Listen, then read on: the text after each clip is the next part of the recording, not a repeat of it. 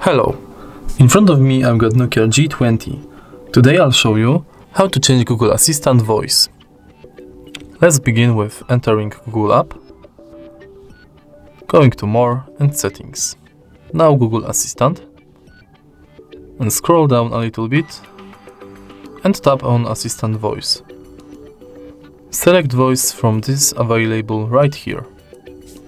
Here are the voices you can pick for your Google Assistant. If you like this voice and want me to keep using it, just stop here. Here are the voices you can pick for your Google Assistant. If you like this voice and want me to keep using it, just stop here. And that's all. Remember, not all languages have this function available. If you find this video helpful, please leave like, comment and subscribe.